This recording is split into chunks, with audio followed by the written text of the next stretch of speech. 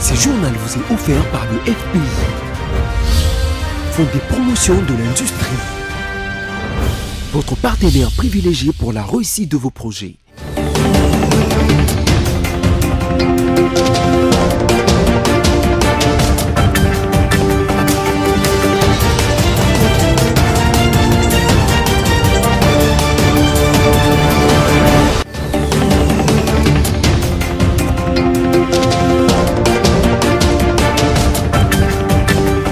Merci de choisir BAC Télévision pour vous informer, mesdames, messieurs, bonsoir. À la une de l'actualité, renforcement de liens économiques et diplomatiques entre la RDC et l'Israël. Le président de la République est déterminé à le concrétiser. Félix Tshisekedi a partagé sa vision le dimanche 1er mars à la communauté juive aux États-Unis d'Amérique. Et puis, les activités du mois de mars dédiées à la femme en RDC ont été lancées officiellement ce lundi 2 mars 2020 par le MINETA en charge du genre à Sultani Hotel. Plusieurs personnalités du pays, notamment les membres du gouvernement et les partenaires, ont pris part à ce lancement fait au cours d'un café de presse. L'actualité, c'est aussi l'agression à Paris du journaliste Nathil Okolé par les combattants. Ce dernier était en colère suite à la tenue du concert de Fally Ipupa. Du coup, ils se sont pris à toutes les personnes ayant accompagné cet artiste congolais en France. Merci de continuer à nous suivre. Le chef de l'État congolais, Félix Antoine Tshisekedi Tshilombo, est déterminé à renforcer les liens économiques et diplomatiques entre la RDC et l'Israël. Ainsi, il a partagé sa vision le 1er mars à la communauté juive des États-Unis d'Amérique. Dans sa quête d'harmonie, Félix Tshisekedi a annoncé, entre autres, la nomination prochaine d'un ambassadeur extraordinaire et plénipotentiaire auprès de l'État d'Israël. Les détails dans ce reportage rendu par Josué Kalamba. Déterminé à renforcer les liens économiques et diplomatiques entre la République démocratique du Congo et Israël, le chef de l'État congolais Félix Antoine Tshisekedi Tshilombo a partagé sa vision dimanche 1er mars 2020 aux États-Unis d'Amérique du haut de la tribune de l'America Israeli Public Affairs Committee AIPAC. Devant la communauté juive des États-Unis, Félix Tshisekedi a annoncé la nomination prochaine d'un ambassadeur extraordinaire et plénipotentiaire auprès de l'État d'Israël. Ensuite, il a appelé à la mise en place d'une section économique animée par un personnel de haut niveau pour promouvoir les relations économiques entre les deux pays, ce tout en invitant les investisseurs juifs à se rendre en RDC. Félix Tshisekedi désire tisser avec Israël des liens forts et une alliance dans laquelle son pays sera une bénédiction pour la nation d'Israël, selon la promesse de l'Éternel à Abraham écrit dans Genèse 12 verset 3 qui dit « Je bénirai ceux qui te béniront ». Le président Tshisekedi a aussi déclaré qu'il est favorable à la politique américaine du président Donald Trump de rapprocher Israël avec la Palestine. Notez que c'est ce mardi, sauf changement de dernière minute, que Félix Tshisekedi échangera avec le secrétaire d'État américain Mike Pompeo. Mois de mars, mois dédié à la femme en République démocratique du Congo. Les activités ont été lancées officiellement ce lundi 2 mars par la MINETA du genre Béatrice Lomé-Atilité. Plusieurs partenaires ont pris part à ce café de presse organisé à cet effet. Une occasion de rappeler l'importance de la date du 8 mars, mais aussi les 12 domaines de Beijing. Images et commentaires. Lundi 2 mars 2020, les activités du mois de mars, mois consacré à la femme en République démocratique du Congo, ont été lancées par la ministre d'État en charge du genre, famille et enfants en collaboration avec ses partenaires que sont, entre autres, l'UNFPA et l'ONU Femmes.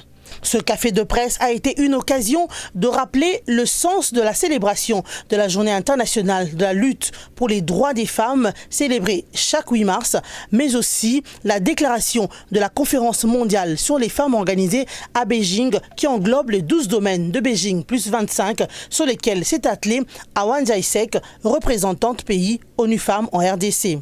La directrice exécutive de ONU Femmes a déclaré 2020 année de la génération égalité.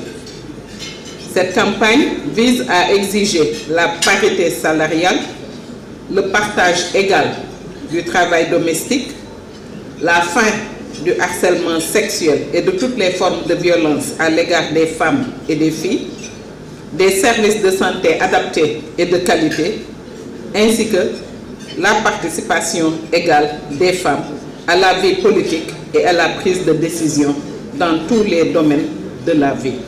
Pour le représentant résident de l'UNFPA, le docteur Senen Houton, son institution s'associe au gouvernement congolais pour célébrer les succès de 25 ans du programme d'action de Beijing et poursuivre le dialogue politique afin d'accélérer les promesses de la conférence mondiale sur les femmes.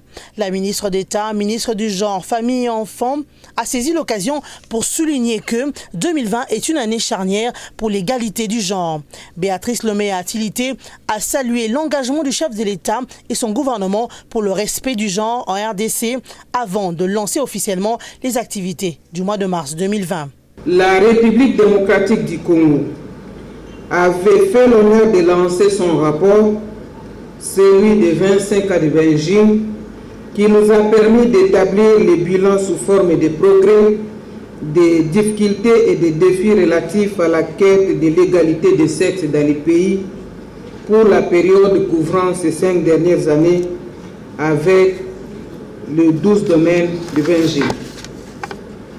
Durant les 5 dernières années, la République démocratique du Congo a réalisé des progrès en rapport avec l'égalité des sexes et l'autonomisation des femmes, mais toutefois il reste d'importants défis à relever. Plusieurs membres du gouvernement, dont le ministre de la Santé, Teni Longondo, le ministre délégué des personnes vivant avec handicap, Irène Essambo, les associations de la société civile et de la défense des droits des femmes ont pris part au lancement des activités du mois de mars 2020.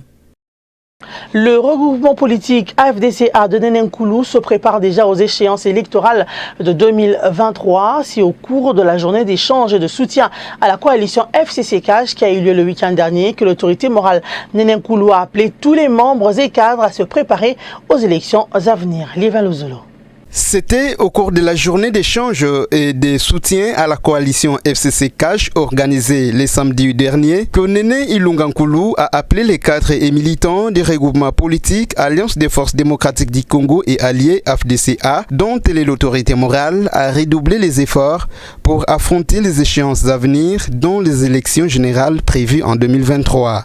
La ministre d'État en charge de l'emploi, travail et prévoyance sociale a insisté sur le fait que l'atteinte de ces objectifs nécessite l'implication de tous les membres de l'AFDCA en jouant chacun pleinement son rôle.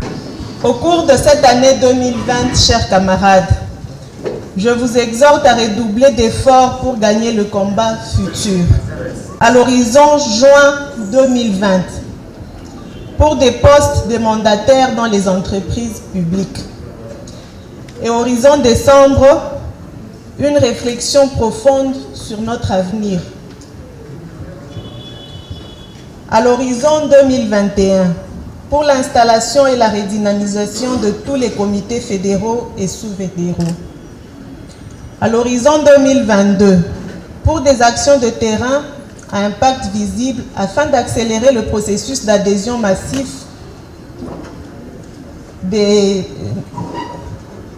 militants et enfin à l'horizon 2023 pour remporter toutes les élections dans un esprit d'harmonie avec notre plateforme le Front commun pour le Congo sous le leadership éclairé de son Excellence Joseph Kabila Kabangi. Pour sa part, le président AI de ces regroupements politiques, Patrick Djanga, a souligné qu'il était aussi question, au cours de cette rencontre, de réaffirmer le soutien à la coalition au pouvoir FCC-CACH. Mais il était aussi question de soutenir la coalition FCC-CACH, un soutien justifié, un soutien des raisons et un soutien d'avenir. Quiconque veut la paix et le développement de ce pays, pour le regroupement AFDCA, nous pensons qu'il doit soutenir cette coalition. C'est ainsi que nous ne sommes pas d'accord avec les extrémistes de tous bords qui veulent enflammer le pays avec des déclarations, avec des actes, avec des appréhensions susceptibles de créer de la zizanie, notamment au sein de la population, voire au sein de certains dirigeants, au lieu de consolider cette coalition, parce que c'est d'elle que dépendra l'avenir de ce pays. Néné Ilungankoulou a profité de cette occasion pour inviter la Ligue des jeunes de l'AFDCA à définir un calendrier d'activités visant à former idéologiquement les militants, à procéder à de nouvelles adhésions et à organiser fréquemment les matinées et cafés politiques. Dans un autre chapitre, après la validation de la politique industrielle mise en place par les experts du ministère de l'Industrie le week-end dernier, Julien Palouko a appelé ce lundi 2 mars 2020 les ministres provinciaux de l'Industrie à s'approprier de cet instrument de travail. Suivez. De ne pas lâcher. Il y en a qui vont vous décourager, Excellence. Il y a un travail parfait. Investissez-vous, faites le suivi et aidez les provinces à davantage s'impliquer. Je dis à présent, je voudrais inviter respectueusement son Excellence.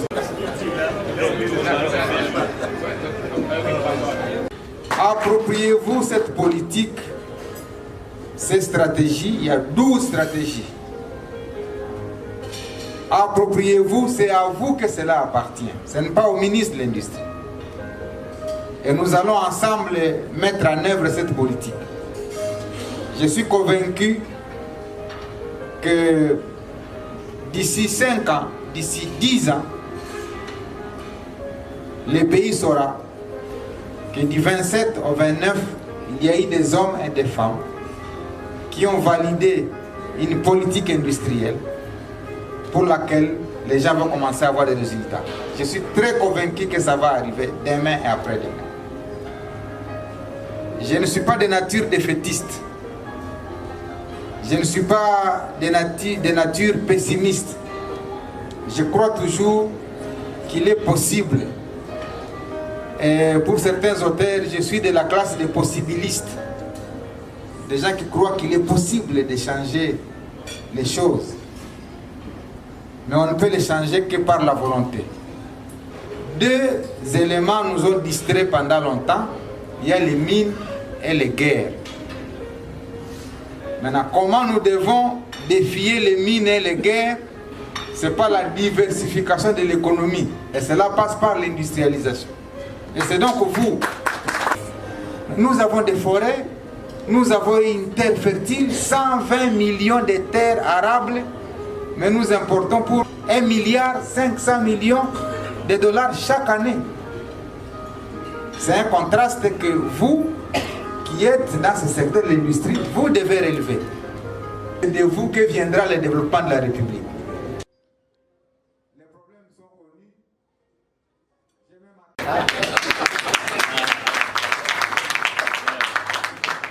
connus. Le coronavirus, on en parle encore. Le ministre de la Santé, le Dr Eteni Longondo, a participé à une séance d'évaluation médicale à l'aéroport international de Njili en vue de renforcer les mesures préventives face à l'épidémie de coronavirus, des mesures préventives nécessaires pour protéger la population congolaise en cas de la déclaration de l'épidémie, a rassuré le ministre de la Population, Christelle Genda, pour le reportage. Le ministre de la Santé, Eteni Longondo, a participé à une séance d'évaluation médicale à l'aéroport international de Njili en vue de renforcer les mesures préventives contre l'épidémie du coronavirus. Des exercices de simulation pratiqués sur la prise en charge complète des passagers ont eu lieu en observant les différentes étapes, la prise des températures, la détection de la maladie, l'évaluation du patient dans une tente provisoire où l'équipe des spécialistes s'occupe des patients en observation et avant leur transfèrement définitif dans un centre médical bien outillé de la ville de Kinshasa. S'il y a un cas, avec tout ce que j'ai vu ici, donc ce sont des spécialistes qui vont le détecter et l'amener jusqu'ici à Kinkole. Ces mesures préventives sont nécessaires pour protéger la population au cas où l'épidémie pourrait être déclarée. Pour l'heure, le numéro 1 de la santé rassure l'opinion que toutes les dispositions ont été prises. Je rassure à la population congolaise que nous avons une expertise nécessaire pour guérir les cas. Nous avons notre laboratoire INRV qui est déjà doté et nous avons des médecins spécialistes en maladies infectieuses qui peuvent soigner ce genre de cas. Nous avons des équipements, nous avons des médicaments. Le même jour, le patron de la santé a échangé avec le directeur général de l'Organisation mondiale de la santé OMS, Dr Tedros Adhanom, qui a pris part à une conférence internationale qui s'est tenue le 14 et 15 février dernier. Communiqué officiel de la mort du général Delphin Kayimbi par le haut commandement militaire, signé par le chef d'état-major général Célestin Mbala. Ce communiqué annonce la formation d'une commission d'enquête pour clarifier cette mort et que la police scientifique est associée à la dite commission. Sami Boussongo nous en parle. C'est dans un communiqué datant du 28 février 2020 que les hauts commandements militaires a annoncé officiellement la mort du général Delphin Kayimbi, ex-sous-chef d'état-major en charge du renseignement. Le communiqué a été signé par le chef d'état-major, général Mbala Mosenze Célestin. Le commandement militaire a la profonde douleur d'annoncer la mort inopinée d'un de ses valeureux officiers généraux, en la personne du général-major Delphin Kayimbi Kassagoué, sous-chef d'état-major en charge du renseignement. Décès survenu le matin de ce vendredi 28 février 2020 en son domicile à Kinshasa, Galiem. À la suite de ces malheureux événements, le haut commandement militaire informe l'opinion, tant nationale qu'internationale, ainsi que toute la grande famille des forces armées de la République démocratique du Congo, que toutes les dispositions sont prises pour élucider les circonstances de cette douloureuse perte. Une enquête est diligentée, les conclusions de celle-ci feront l'objet d'une communication ultérieure faite à Kinshasa. Le 28 février 2020, le chef d'état-major général Mbala Mosenze Célestin, général d'armée. Le chef d'état-major qu'accompagnait les membres du haut commandement militaire s'est présenté à la résidence de l'illustre disparu pour s'informer davantage sur sa disparition. L'occasion faisant le larron, il a présenté à la veuve les condoléances de toute la famille FARDC. Il faut noter par ailleurs qu'une commission a été établie pour tirer au clair les circonstances qui entourent la mort du général Delphin Kayimbi. La police scientifique a même été associée à cette commission d'enquête.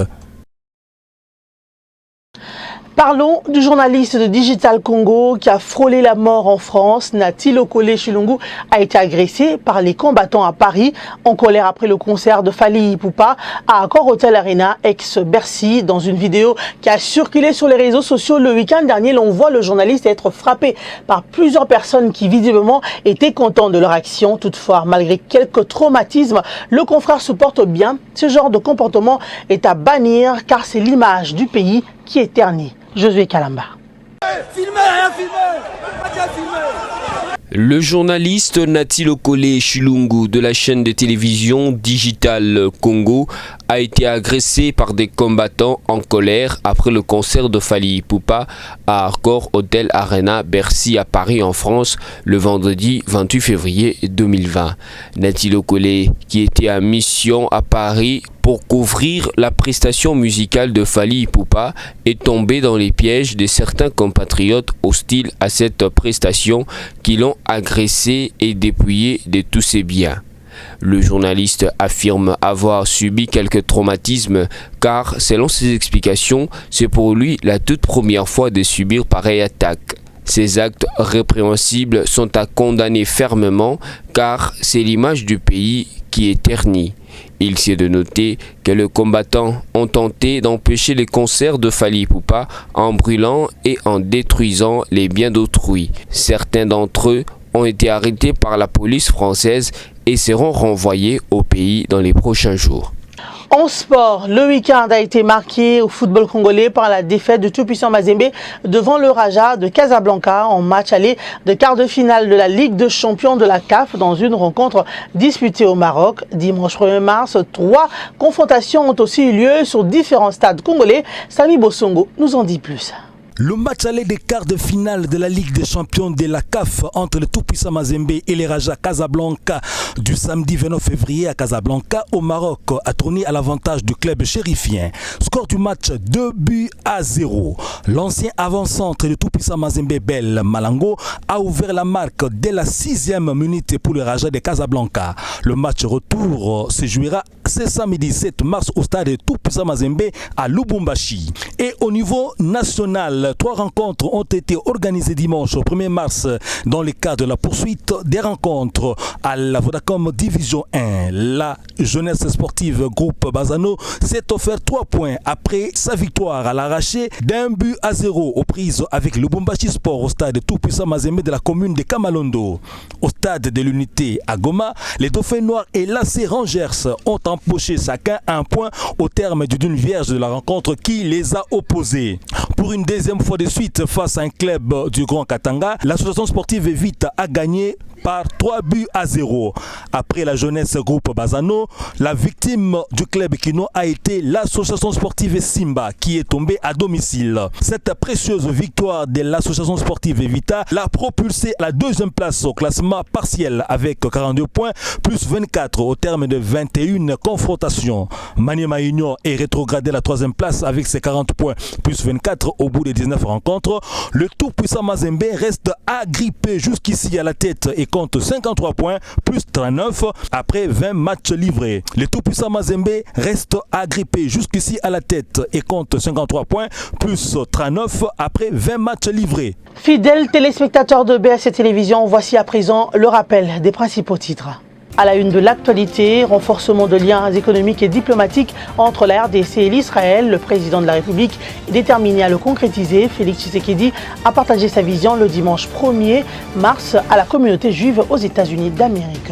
Et puis les activités du mois de mars dédiées à la femme en RDC ont été lancées officiellement ce lundi 2 mars 2020 par le MINETA en charge du genre à Sultani Hotel. Plusieurs personnalités du pays, notamment les membres du gouvernement et les partenaires, ont pris part à ce lancement fait au cours d'un café de presse. L'actualité, c'est aussi l'agression à Paris du journaliste Nathil Okolé par les combattants. Ce dernier était en colère suite à la tenue du concert de Fally Ipupa. Du coup, ils se sont pris à toutes les personnes ayant accompagné cet artiste congolais en France. Merci de votre attention soutenue. Ce journal est ainsi terminé. Au revoir et à la prochaine.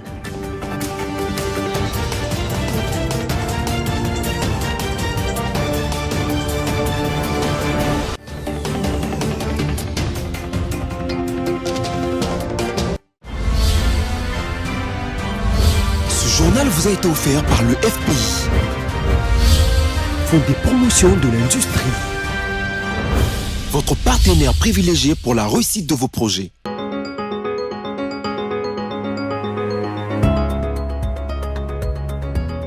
L'actualité continue avec la lecture résumée de journaux parus en ligne.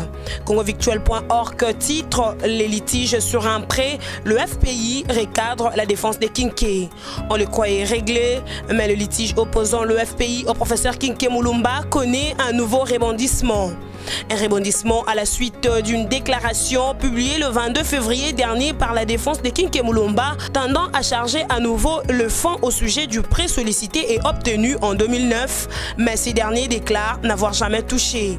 Depuis lors, les demandeurs clament que le FPI avait crédité un compte bancaire qu'il n'avait pas indiqué dans le document du contrat.